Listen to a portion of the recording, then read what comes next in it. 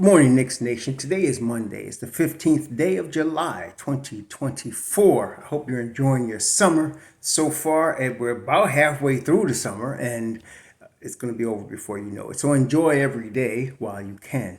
I hope you're all safe and healthy, and that your family's safe and healthy, and that the needs of you and your family in terms of food, shelter, clothing, as well as health are being met today. Blessings upon those that work in the healthcare field, along with the first responders, who every day are out here trying their best to save lives. Those also that pick up garbage for us to keep our places clean. And those that make deliveries, the humble work of making deliveries for our convenience. Double blessings upon the men and women that are out here trying to help, rescue, deliver, and recover. Teenagers and children that are victims of child molestation and pedophilia. Just the other day, I got a message on my channel from somebody from another country say, "What's going on over there? What kind of intro is that?" Let me explain something to all of you around the world listening to this. Human trafficking, child pornography, child prostitution happens in every country in the whole world. And if you don't know what's happening in your country, you're ignorant, because it happens in every country. Young girls and young boys being trafficked around the earth for the enjoyment of perverts. Curses upon those that are the profiteers, that are the perverts and the partakers of these things, no matter what country they're in. Finally, double blessings upon the homeless. There are nearly 600,000 men, women, and children homeless in the United States of America, and there are millions of men, women, children, families homeless around the world. Blessings upon them, for theirs is the kingdom. What a weekend. What a weekend. Obviously the tragedy that happened in Pennsylvania with the attempted assassination of Donald Trump, major problem in the United States. But let's stick away from politics and let's stick to the Knicks. So for the Knicks, first of all, let me say this as the overall premise of today's video. All of the players that the Knicks drafted this year, okay, and invited in to try to make the team, all of these guys are future. None of them are present for a couple of reasons. Over the last 4 seasons, Leon Rose, Walt Perrin, Greer, and all of the other guys, and then Tom Thibodeau, has been working to develop a franchise that was in the toilet. And they have completed the mission. The New York Knicks have a culture. They have a 9, if not 10 guys that they can call on that will help get them deep into the playoffs. And if they're healthy, they're a threat to win the championship. It has been more than 20 years since that could be said about the Knicks.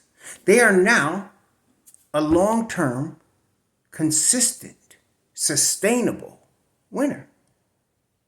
3 of the last 4 years, the Knicks have been at least top 6 in the East. This past season, they were top 2 in the East. So you have now a team with veterans and young players that together make a threat to win it all. That's where we're at right now. So you don't tinker with that to make trades or to add some rookie to it. It doesn't work, especially with the New York crowd and Tom Thibodeau and Leon Rose. They got their team. So the key thing, as I've been saying, is just get these guys healthy. I just saw a video, KNYT, shout out to him. He put out this video of Julius Randle working out, and Juju looks really good. He looks in shape. His right shoulder looks, he was full use of it. Didn't seem to have any in the video, didn't appear to have any limitations on the right shoulder. So I'm very confident Juju will return to training camp. See, this is the thing. 14-2, Juju with OG. They're both coming back to New York healthy, and you have now Mikal Bridges. Not only did they not subtract from the core, they added to it. A significant piece in Mikal Bridges. So at this point, you're not worried about your draft capital. You're now, over the next 4 seasons, in championship mode and win now mode with this crew. No need to change anybody. See, people have this habit from the past of trying to nitpick about stupid things. Like these 4 rookies we got. Daddier, Hook Porty, Collect, and McCullough. These guys have nothing to do with this team. Nothing. Because the team you now have is ready to compete. These guys are trying to make the team for 2 years from now. Possibly.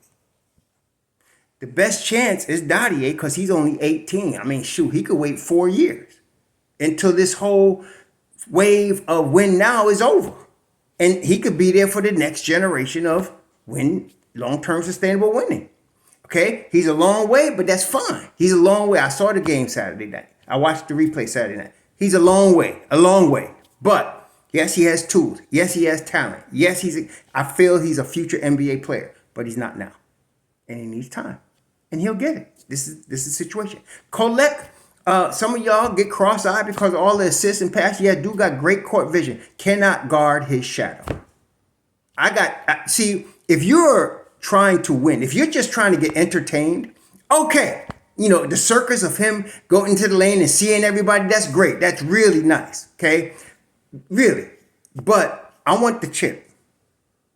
And if he gets beat down the floor again in the game and I was coaching, he'd be sitting. Okay? Keep consistently getting beat down the floor. So, yes, great passer. I'll give him that. Great passer. Boy is 23 years old now. It ain't like he got forever. But he's a great passer. And again, he ain't going to make no impact on this year's Knicks team because this year's Knicks team is talking about the chip. And he's a rook. And we got guards. Somebody said, well, we need to add depth. No, we don't. We good. See, some of y'all think that you need to have 3 deep at every position. That ain't how it works in the league. That ain't how it works. Okay? Everybody's vulnerable. If Jason Tatum got hurt, do they got a replacement for him in Boston? No. Even if Jaylen Brown got hurt, do they got a replacement for him in Boston? No. They don't. In other words, if either of those 2 guys are hurt, Boston's finished. Same with the Bucks. We already saw that. Giannis gets hurt, Bucks are finished. They lose to Miami. They're out. Okay? So there's no team that's invulnerable. The closest you're going to get is Boston. But again, you're dependent on the health of those 2 guys. They can lose a Kristaps Porzingis as they did and still get enough out of him to win the chip. The Knicks are in a strong position because we have already seen what happened. They lost Julius Randle, OG Anunoby, Mitchell Robinson, and they still were second in the East. They played at times with Deuce McBride for 48 minutes. They were still second in the East. So the Knicks are about as deep as you could get in the league, in the modern league. Okay? There's no depth they need to add. And ain't no one of these rookies going to make any depth. Okay? Hook Porty. Some of y'all was tripping on Hook Porty. Oh, we got him now. We good. I mean, you see his dunks and all that? Come on, baby. Dude not only got beat down the floor consistently against a summer league Charlotte Hornets, he couldn't get out to the 3-point line to guard anybody. Okay? Yes, he could dunk the ball. I think every guy that's almost 7 feet tall could dunk the ball, right? So I'm going to need some more. But see, again, the good thing, Knicks Nation, we're not dependent on any of these guys to get this chip this year. None of them. And we won't be. Okay? We won't be. These guys are all competing for a spot to remain on the team for 2 years from now. I love what I saw from Jacob Toppin. He, wasn't drafted. Knicks did owe me a solid, brought homie on, but I like what I saw from him. As a matter of fact, somebody compared him to Derrick Jones Jr., who was on Chicago and last year was helping Dallas, big time in Dallas. I like that comp. Derrick Jones Jr. is a good comp for Jacob Toppin. I really like that comp, and I feel like Jacob will earn a spot on the rotation, on the roster this year. That's what we're talking about. Yeah. And some of y'all going to bring up, well, they gave him Cole guaranteed $6 million. Okay. And this means what? Oh, wait. Is this the same as the $212 million they just guaranteed, OG? Or the $156 million they guaranteed Jalen Brunson? This $6 million. What's that? They just want to make sure they get a good look at this boy. And I hear that because he can pass. Can he learn to stay in front of somebody? Well, we'll see. That's all I'm saying. Some guy came in, oh, you said he won't make the NBA. I did not say that. I really don't like when people try to quote me and misquote me. It annoys me. But no, I never said that. I said we're going to see. He can pass on an elite level. That's what got him the look. He got a look in the NBA because he could pass on an elite level. That's what caused him to be here. Okay, can he stay? We'll see. But we're not depending on him or Porty or McCullough or Dadier for our chip this year. To beat Boston? This is a man's game right now. None of these are men. These are all boys trying to make the league. Best to them. But right now, this is the league. This is a man's game. You got to be ready. Not just for the regular season, for the playoffs. That's where the men show up. And the Knicks got the men. Juju is getting ready. Brunson's looking good. OG's looking good. Mitch Rob is going to come with a vengeance. They just need a backup center. Come on now. Let's get Precious done. I can understand now. I'm looking a little better why they didn't get Precious done yet.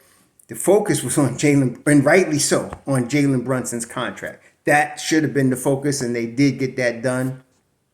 Leon and crew, again, top notch. So now hopefully they can get Precious done. They got everything done. They need this backup center. Ian Begley said it the last time. Now the next pivot is backup center. So let's see what happens. I don't mind. Like I said, I have no problem with Precious being the backup. I have no problem with Jericho Sims starting whenever Mitch Rob gets hurt. I have no problem with Jericho Sims giving me 30 games this year. Some of y'all, down on your own players because you guys like to squat and crap on your own players. Not me.